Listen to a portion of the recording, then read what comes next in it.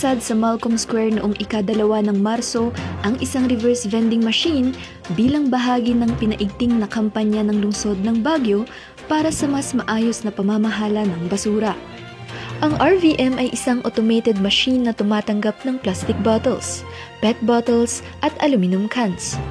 Kapalit ng puntos na maaaring gamitin bilang discount sa mga partner establishments ng Sparklo. Pinangunahan ito ng City Environment and Parks Management Office katuwang ang Sparklo, isang pribadong kumpanya mula sa United Arab Emirates. Layunin ng inisyatibong ito na hikayatin ang publiko na magsagawa ng tamang pagtatapon ng plastic bottles sa pamamagitan ng sistemang may kaakibat na insentibo. Sa paggamit ng makina, maaaring ihulog ang plastic bottles o aluminum cans sa designated slot, kung saan otomatikong bibilangin ang mga ito at magbibigay ng katumbas na puntos sa user. Sa pamamagitan naman ng Sparklo mobile app, maaaring mamonitor ng mga user ang kanilang puntos at makita ang listahan ng mga establishmentong tumatanggap nito bilang discount voucher.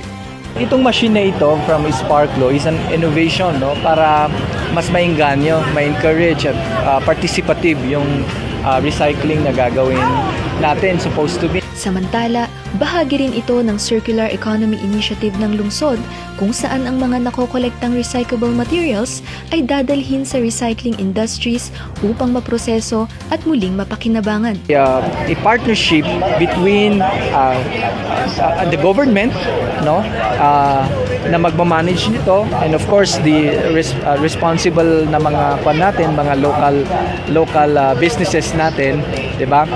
And of course the community na magtatangkilik sa ganito na system.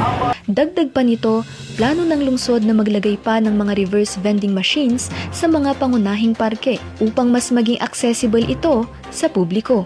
Umaasa naman ang pamahalaang lungsod na mas marami pang mga local businesses ang makikiisa sa programa upang higit pang mapalakas ang partisipasyon ng komunidad.